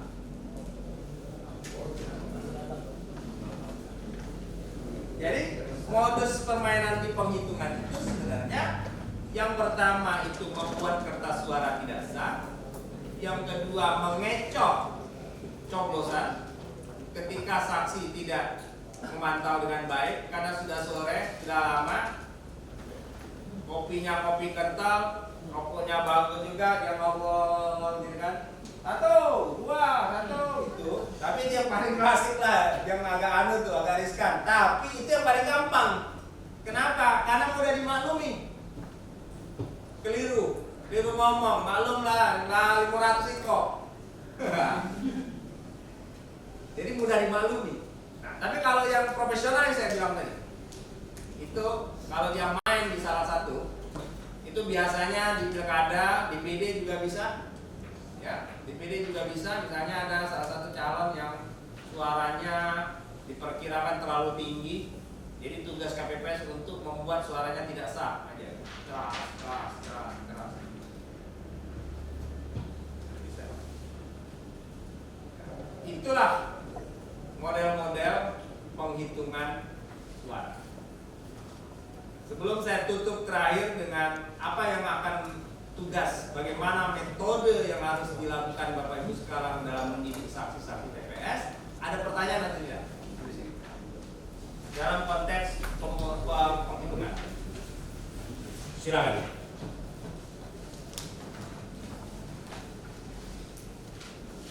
Tidak ada? Pas ya, kalau pas, nah, terakhir ini saya kasih mekanisme, metode. Kan pertanyaan yang penting itu, Pak, bagaimana kami mendidik saksi? Tugas kami di sini sudah dapat sertifikat untuk menjadi pelatih. Katakanlah ya, nanti minta itu dengan Bapilu, cetak sertifikat pelatih. Nah, yang pertama dilakukan, minta ke Bapilu Kota Palembang atau ke DPC daftar saksi di kecamatan Bapak. Itu yang pertama. Contohnya ini Sematang Warang nih. Mana Sematang Warang? Maju. Sini, ke depan. Depan yuk. Masih Pak. Ya. Nah, ini Sematang Warang. Dipimpin aja juga. Ya. Itu daftar yang akan dia latih tuh. Dari mana? Dari sistem. Kita punya sistem, ya, jadi bukan manual. Kita punya sistem input saksi yang sudah 100%. Nah, tugas Bapak Ibu sekalian yang pertama itu tadi mengambil daftar itu, sekaligus outputnya memverifikasi faktual. Ada bener apa enggak nih saksi ini?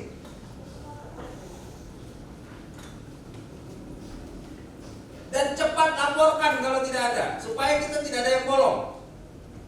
Tidak ada yang tidak ada saksi di TPS. Selamat datang Pak Ketua Pilu, ya. Pak Awi Nopiadi, caleg DPR RI, Dapil 2, nomor urut 1. Jadi cepat laporkan, karena itu baru terverifikasi secara administrasi.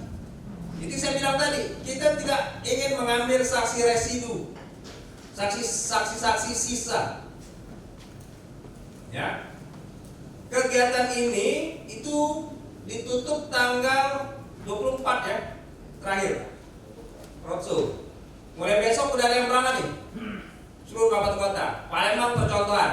Untuk itulah Palembang ini seluruh instruktur pelatih saksi itu dihadir.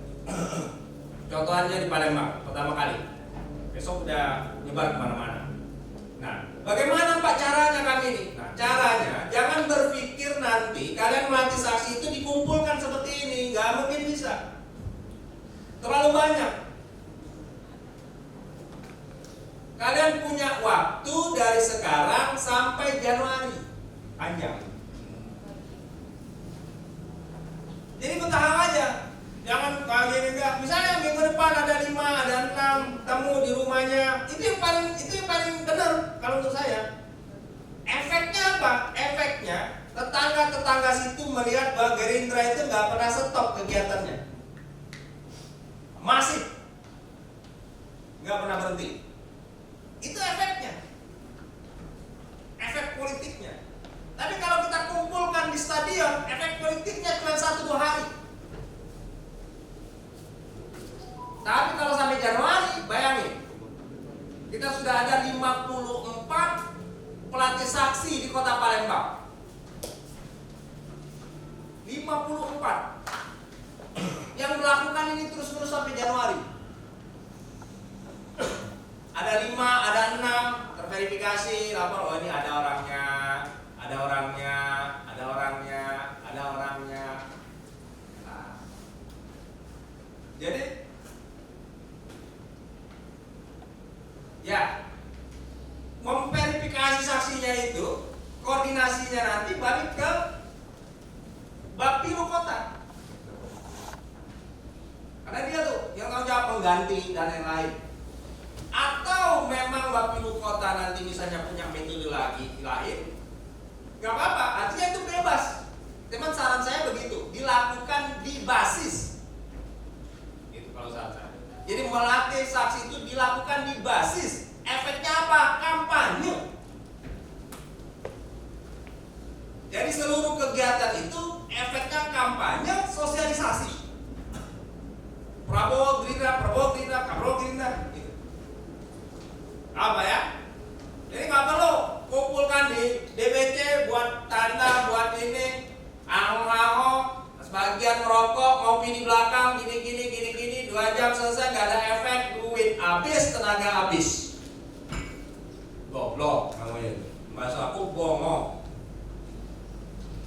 Nah, kalau kerja cerdas tuh begitu. Artinya ini disebar. Kalian ini virus. Kami ini melahirkan virus. Kami ini menciptakan virus. Melahirkan virusnya dalam ini. Virusnya apa kamu? Dengan eca-eca melatih saksi. Walaupun secara makna memang melatih. Bayangin kalian sudah masuk ke sarang TPS ini. 54 yang masuk ke sarang-sarang TPS mensosialisasikan Gerindra, mensosialisasikan Prabowo. Efeknya itu. Ya. Jadi jangan Bapak berpikir, ada seru kalau tadi kumpul ke ini. Ini kerja politik. Begini nama kerja politik.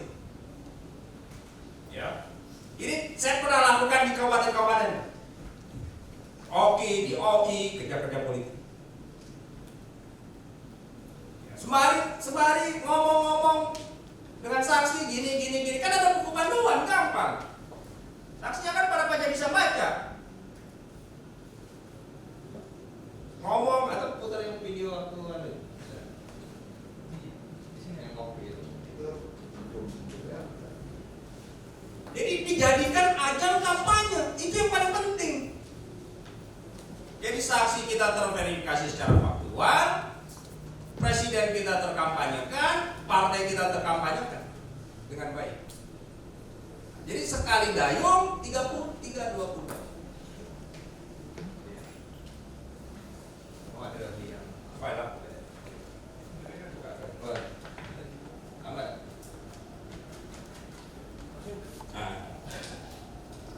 Ya, ini contoh sedikit bagaimana membungkus pelatihan saksi untuk kampanye politik. Itu contoh. Jadi itu tadi. Jadi 1 kali dayung 2-3 pulau lewat. Nah, kali setelah waktu itu ada sambutan tambahan, silakan sembari netting.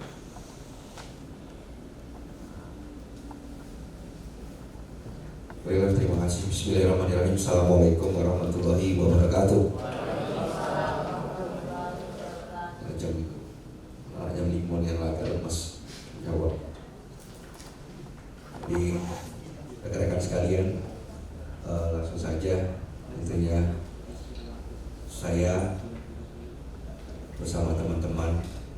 semua yang hadir di sini dan nantinya se-Sumatera Selatan. Tentunya ini ikhtiar kita bersama bahwa kita berada dalam satu perjuangan keluarga besar Partai Gerindra, yang mana di 2024 ini kita yakinkan dalam hati kita adalah momentum puncaknya Partai Gerindra. Kita ikhtiarkan berjuang bersama-sama. Apakah akan 100% Pak Obi? Ini ikhtiar kita bersama. Kita lakukan dulu karena memang Badan Pemenangan Pemilu untuk pelatihan saksi di Partai Gerindra itu sendiri dulu pernah dilakukan, tapi itu dilakukan per caleg masing-masing, tidak tertata dengan baik. Dokumen-dokumen partai itu tidak terkumpul secara baik, sehingga akhirnya 2019 banyak yang dari kita ini, pejuang-pejuang kita ini keluar kata hampir jadi, hampir 2 kursi, hampir menang, malah hampir kalah daripada hampir menang. Dan saking itu selisihnya dikit-dikit. Dan tentunya dalam kesempatan yang baik ini sekali lagi saya sebagai Ketua Bapilu mengucapkan ribuan terima kasih kepada seluruh yang sudah hadir di sini, dari pelatih yang akan melatih saksi di seluruh TPS sekota Palembang. Sekali lagi mari kita berjuang bersama-sama bahwa memang waktu itu tidak panjang lagi. Mungkin kita akan efektif hanya 2 bulan, tapi tentunya dengan apa yang sudah kita mulai dari hari ini, tanpa kita menoleh ke partai lain, rasa-rasanya langkah kita ini adalah langkah sesuatu yang sudah yang benar. Dilatih dari jam berapa tadi?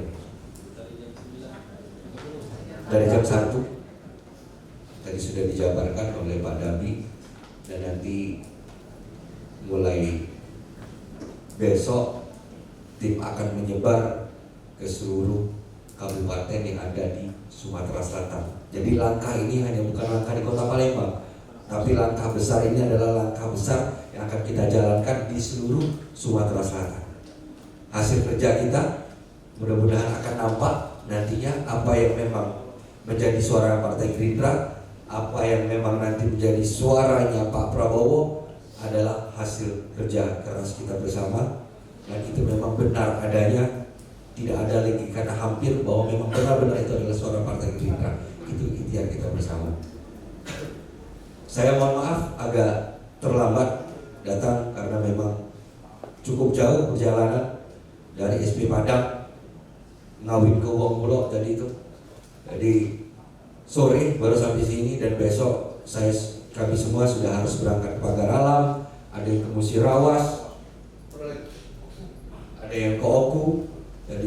Jadi jangan berpikir bahwa ini kerja hanya yang hadir di sini, tapi kerja seperti ini adalah kerja seluruh keluarga besar Partai Gerindra se-Sumatera Selatan. Yang akan melaksanakan dari jam 1 sampai sore ini bukan hanya Kota Palembang, tapi se-Sumatera Selatan.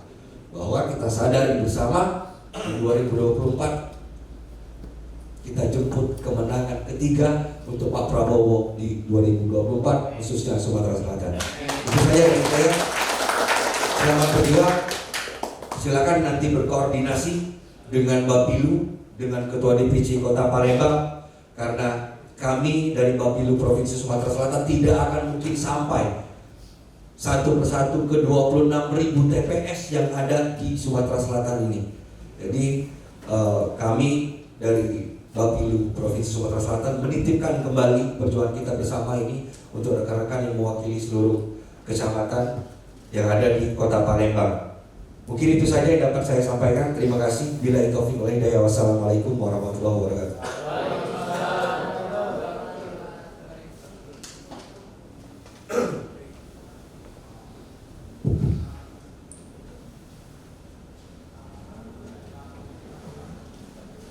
Jadi mungkin akan bertanya, ada timbul pertanyaan. Jadi mana Pak kami ini? Nah, melatih aja. Apa kami melapor lagi ke Bapilu Provinsi?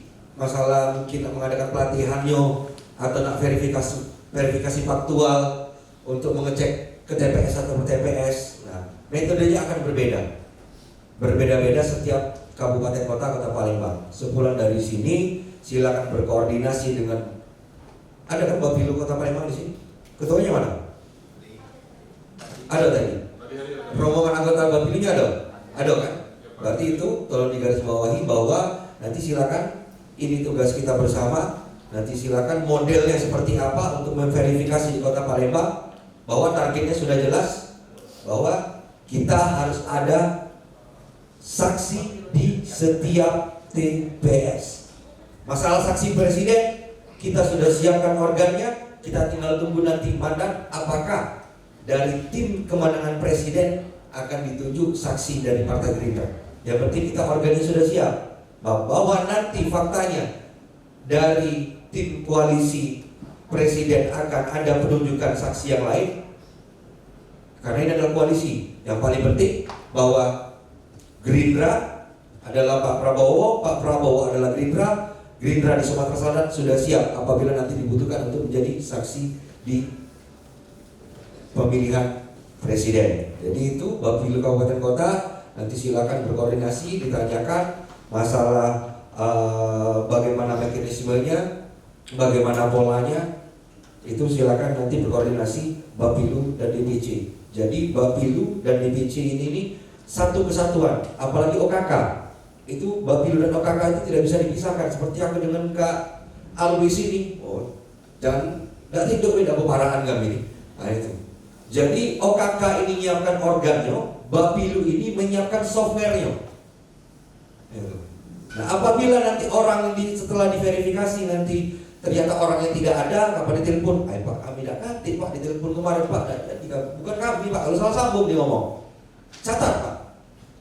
Nanti itu tugasnya Ketua Bapilu untuk berkoordinasi dengan OKK di kabupaten kota masing-masing. Nah itu, tidak lagi ke provinsi, gitu ya Pak Alex ya? Itu. Karena yang nyari kemarin ya OKK Kota Palembang. Itu. Jadi kami di Bapilu provinsi menyiapkan softwarenya. Apa yang harus dilakukan, apa yang harus ditanamkan di saksi-saksi kita di level TPS maupun kecamatan. Itu saja. Terima kasih. Kenapa OP Ilyas harus kita pilih? Ini harus Bapak jawab. Karena dia anaknya Mawardi. Karena 10 tahun ya. Nah, itu kegiatan setelah pelatihan saksi. Jadi setelah pelatihan saksi, santai-santai, sudah selesai pelatihan saksi, kampanye mulai. Nah, ini. Jadi kalau nggak lihat gimana pelatihan saksi udah selesai. Nah, yang kenapa OP Ilyas harus kita pilih? Itu yang harus Bapak jawab. Karena dia anaknya Mawardi. Karena 10 tahun Mawardi berkuasa, dia tidak pernah menandatangani lagi, Pak. Itu kenapa kita harus pilih OP. Nah, apa hubungannya kata gitu? Ya, di mana-mana boleh Bapak cari di seluruh kabupaten di Sumsel ini, yang memiskinkan rakyat hari ini adalah perkebunan besar dalam bentuk HGI. Siapa yang melakukan HGI itu? Menteri lewat izin lokasi dari itu contoh, ya contoh. Nah, barangkali itu bisa diurus. Kenapa Prabowo harus kita pilih? Nanti kita rumuskan ya, Bapilu rumuskan. Ya, kenapa Prabowo harus kita pilih? Kenapa harus berpasangan dengan Gibran? Itu bisa ditemukan itu di Bapilu kabupaten kota. Nah, kan nggak mungkin kita melakukan itu kampanye lalu, kan harus dibarengin. Ketika ketahuan kampanye kita kan bisa ngelas bahwa ini pendidikan saksi. Jadi dilakukan ya, nggak apa-apa. Jadi masuk kayak begitu. Ini makan bisa ngomong dengan saksi, kabarin dengan tetangga, Bapak Prabowo itu begini. Kabarin dengan tetangga, Bapak Gerindra hari ini menunjuk partai yang dan lain-lain. Itu rangsangan kayak gitu kan menempel di memori saksi-saksi kita. Ya. Kita ini kan pengen banyak orang yang ngomong di basis pemilih itu tentang Prabowo dan tentang Gerindra. Nah, minimal hari ini Palembang punya 54 orang. Gitu loh. Barangkali yang cukup dari saya ya, barangkali maaf kalau ada kata-kata yang salah. Sebagai penutup mungkin acara kita di Palembang hari ini saya serahkan kepada Ketua OKK DPD Gerindra Selatan, Pak Lusian.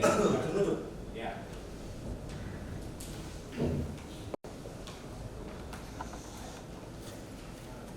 Tes. Baik. Assalamualaikum warahmatullahi wabarakatuh.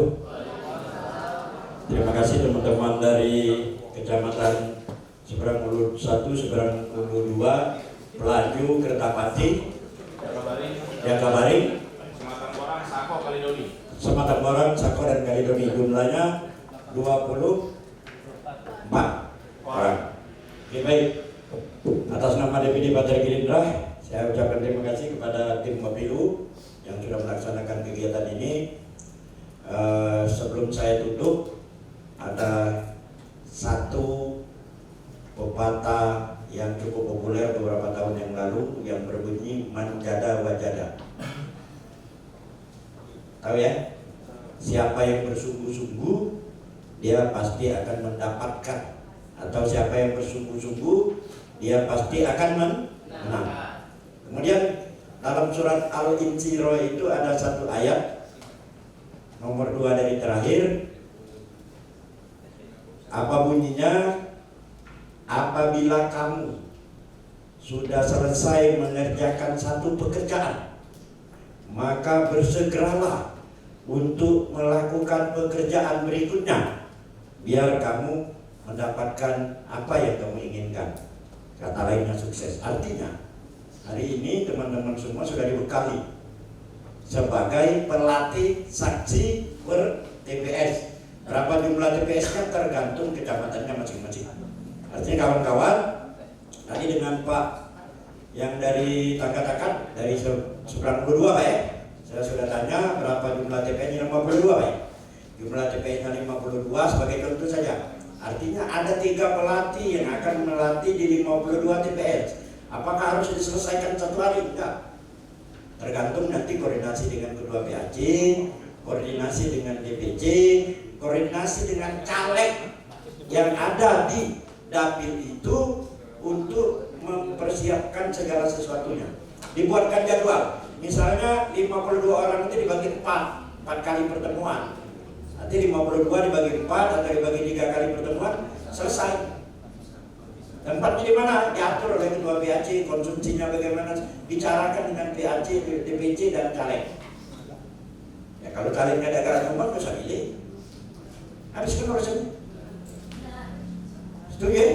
Nah jadi itu kawan-kawan. Jadi masih ada waktu 2 bulan. Artinya kalau 52 itu sehari kita latih 1, masih lebih waktu. 2 bulan itu 60 hari kan? Kamu yang ada di sini setiap uang sehari ketemu psiko saksi. Di kecamatan tadi ada 52. Berarti sehari ada 3 uang yang kamu temui. Saksi TPS itu untuk verifikasi. Benar? Kalau kali 10 hari berarti ada 30 uang. Sebulan selesai. Berarti Januari tidak perlu lagi. Itu yang pertama. Jadi kita sungguh-sungguh ingin melaksanakan ini dengan sebaik-baiknya. Jadi teman-teman yang sudah dilatih, kita berharap jangan tidak meneruskan tugasnya untuk melaksanakan pelatihan-pelatihan ketemu yang kawan-kawan yang ada di TPS. Siapa yang ada di TPS di masing-masing tempat teman-teman, datanya ada di aplikasi kita. Minta ke siapa? Minta ke DPC yang sudah diinput di camat di SU1 itu siapa baik, TPS 1 siapa namanya, mana alamatnya, nomor teleponnya, minta di situ. Minta di situ. Minta, kalau PAC-nya minta, baru dipanggil di saksi ini dia duit untuk jalannya, ini dia ini dikoordinasikan. Nanti Pak Medi, Pak Asep yang mengaturnya di bagaimana mengkoordinasikan itu dengan DPC. Jadi biar enak, aku mohon maaf untuk dari pengurus Bapilu Kota Palembang, tolong disiapkan berkas-berkas yang dibutuhkan oleh tim-tim kecamatan ini. Gitu, jangan mereka yang minta, gitu kan? Jadi Bapilu Kota minta sama OKK ya. Ya, Bapilu sudah ada ini. Bapilu, sekarang pertanyaan, Bapilu sudah punya belum data saksi? Belum ada. Ah itu. Jadi baiknya dengan DPC lah. Apa dengan DPC? DPC yang mengkoordinasikan dengan Bapilu. Karena data itu kan ada di sistem, ada di aplikasi. Bisa kawan-kawan kalau yang ngerti aplikasi tinggal di password, lewat password Korcam namanya. Kalau di sini ada yang rekaman. Nah, itu kan Korcam. Korcam. Nah, artinya itu tinggal bisa buka. Ada semua 52 orang kali 2 itu sudah ada di aplikasi di tempat ibu. Karena kalau kita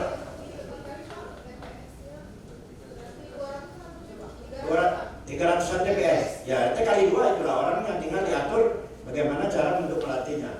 Artinya maksud saya data orang yang kalian akan hubungi, akan panggil dia latih itu sudah ada di dalam aplikasi. Jadi tidak ada lagi nak nyimak catatan.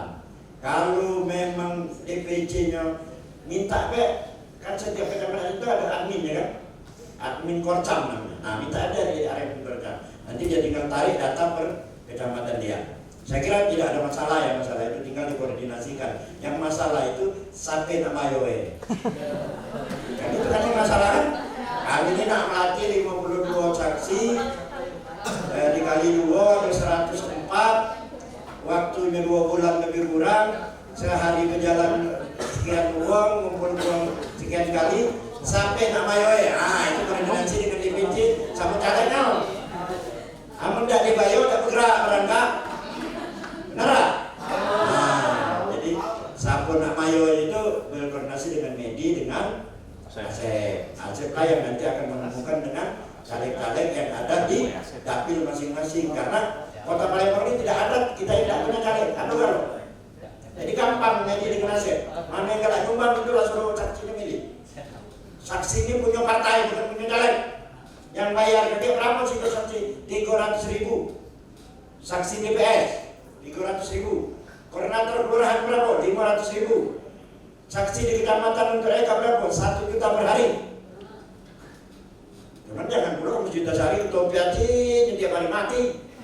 Main 5 hari dari pagi sampai malam. Tidak balik modal, mulai 25 juta di rumah sakit dan 15 juta.